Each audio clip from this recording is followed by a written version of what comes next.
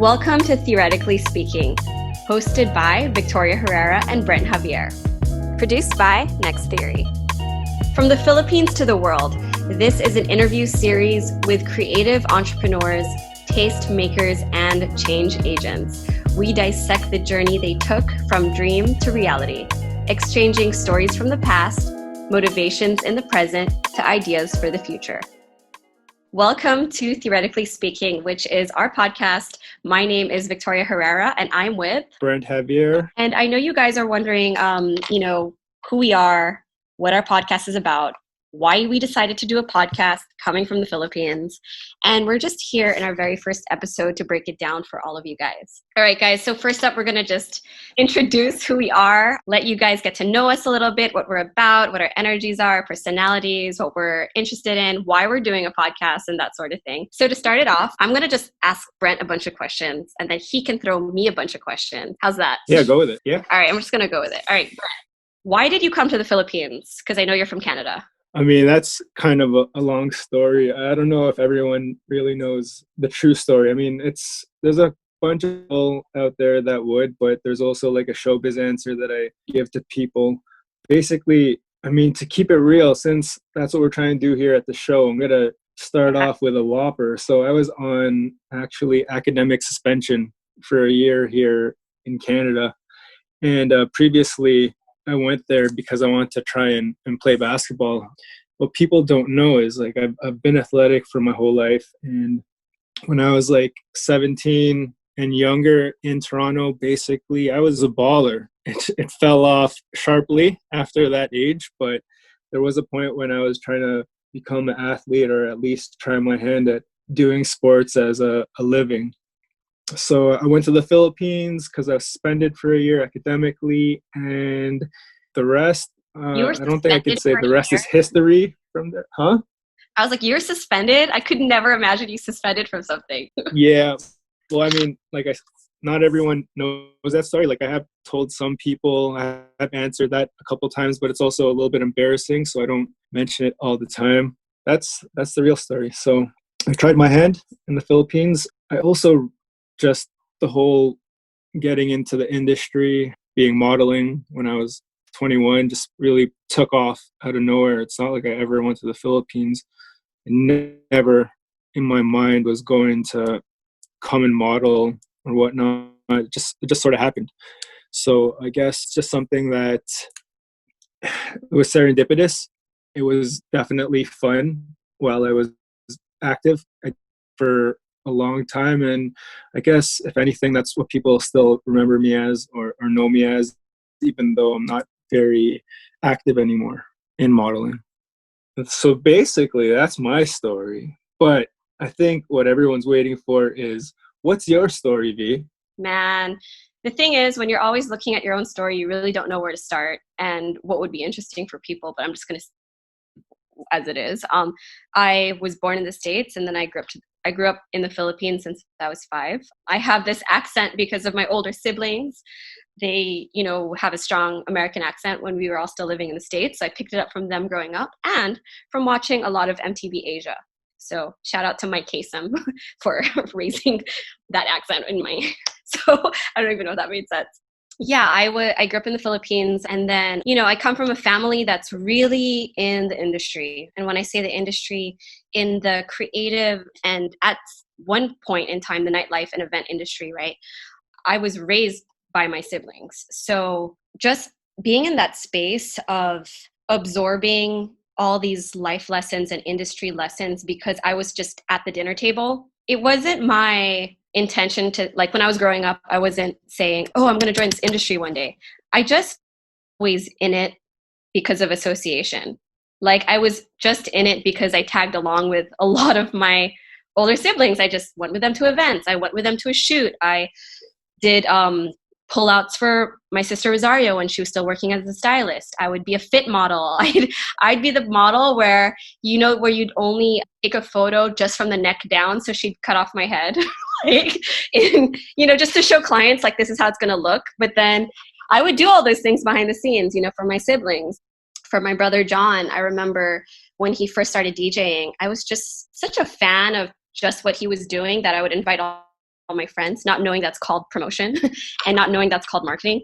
So I was really just thrown into this world, through osmosis and by being around it. And it was the culture of my household to be creative. And that's actually how I met Brent, because Brent's friends with my older siblings. And then, when I say that first, it's because I was too young to go out. Just gotta put it out there. So Brent was the cool guy. He and all my siblings would be like the cool people. And then I'm like that dorky little high schooler who couldn't go out. But one day I will be cool. No, I didn't say that to myself, but look at me now, bitches. Look at me now. I'm just kidding. But yeah, sorry, what were you saying? No, I was just going to expand that basically the Herreras are like some of the first people I actually met going out in the night scene. And so you guys sort of adopted me a little bit. Like I remember always being at his table, I think picked up and driven home and even crashed at your places when I was too drunk. I don't know if Victoria knew this, but yeah, definitely one time I crashed on the sofa when John and Rosario brought me home because I guess they didn't know where to bring me. And I was, just tossed. I was young, having fun in the Philippines. So a story that if you've been in the Philippines, you've probably gone through yourself. Yeah, especially if you came from the States to the Philippines and you started going out.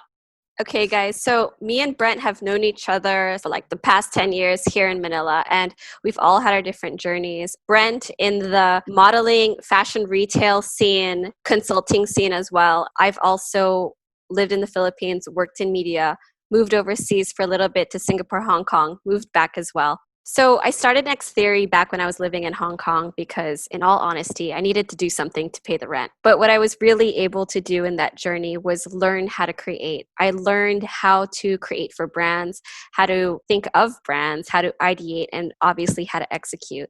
And I was really inspired by that journey that I brought Next Theory back to the Philippines in Manila when I moved back in 2016. So in that journey, just doing different projects here and there, I met Brent again after so many years of not seeing him. And, we were just talking about a few things and decided, Brent, we have an event coming up. Can you help us out with that as a consultant?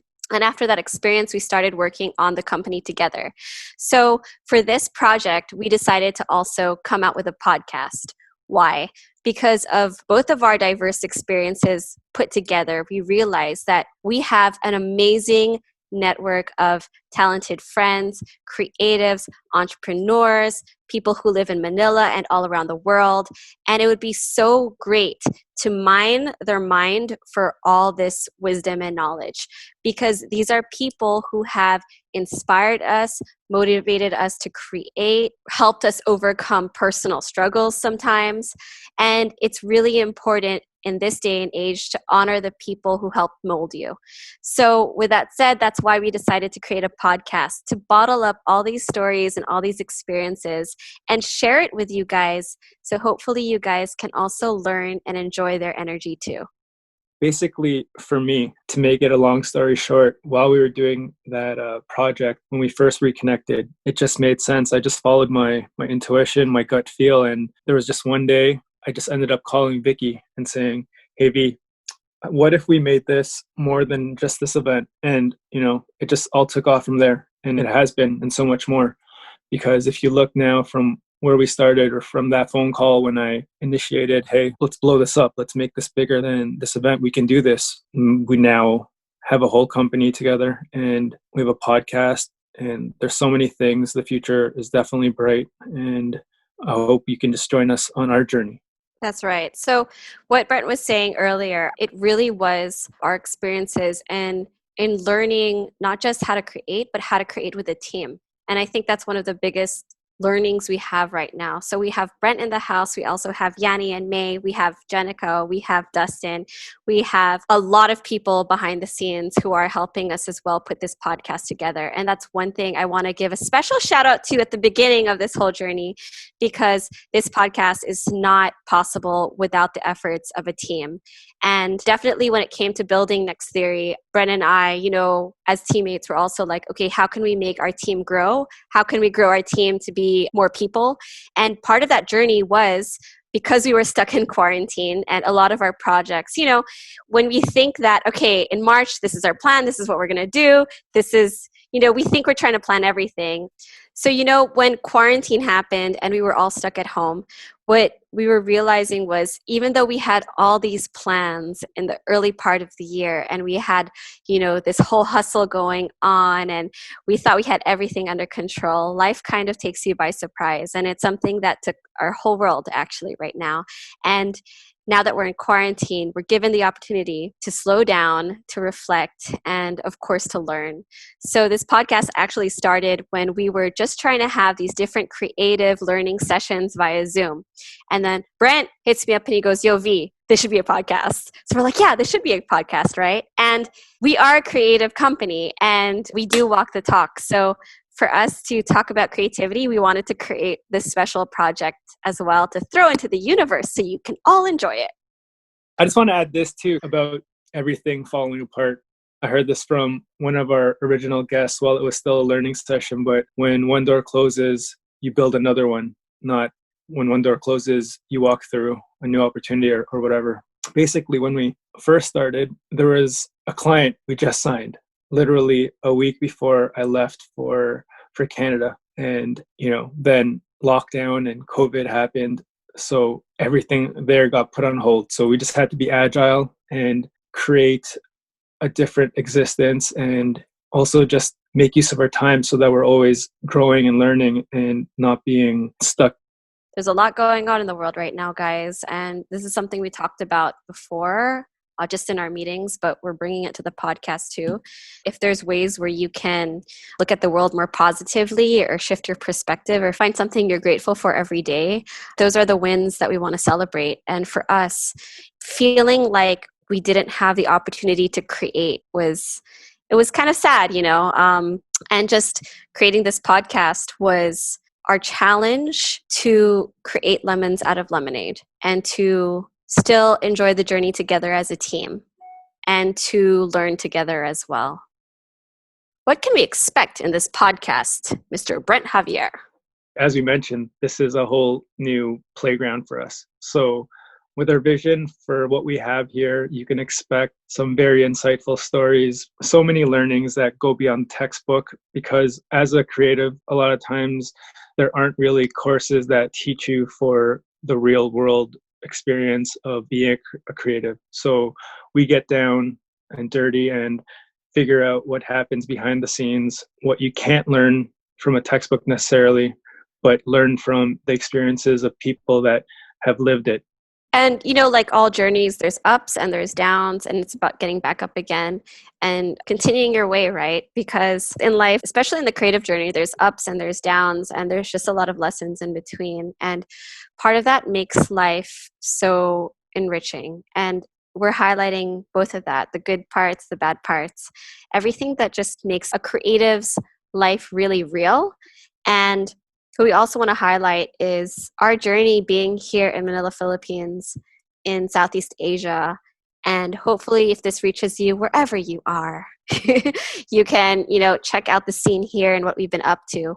So we're interviewing a lot of cool cats from the scene here in Manila, our contacts who we've met overseas, or people who visited us in Manila but actually live in another country. And overall, it's people with good energy that we like to surround ourselves with, and we get a lot of inspiration from. Yes, we just hope you guys get a glimpse of our perspective and we hope you like it. So obviously we're a pretty diverse team, but our guests as well also are so diverse. We're empowering Filipino creatives across the globe. And well, we also do have some guests that are not Filipino, but their learnings as well apply to that Filipino that might be wondering how to get into a certain field. Dude, I feel the same way sometimes. I'm like, I know this is going to go somewhere. So yeah, I think in terms of something we talked about a lot, it's the concept of a creative education. It's really, a creative's journey in building self-esteem and confidence and making mistakes and sharing stories and networking and meeting people and collaborating with the right people, sometimes collaborating with the wrong people, and then collaborating with the right people again. So, like what Brent said, some of these things aren't taught in school. It's life experience. And we're just grateful that we have so many different people that have said yes to sharing their stories and lessons with us. And it's something that we are so excited to share to the creative community here and you listeners from all around the world. Yes, I'm putting it out there. It's going to be a global podcast. We hope you guys enjoyed that little story. So stick around for the next episodes that are coming out. We hope you enjoyed the show. Again, this is Theoretically Speaking, brought to you, of course, by Next Theory. I am Brent Javier, and I am Victoria Herrera. Follow us on Instagram at Victoria_Herrera and at Brent Javier. At Brent Javier. And of course, our company at Next Theory. Enjoy the show.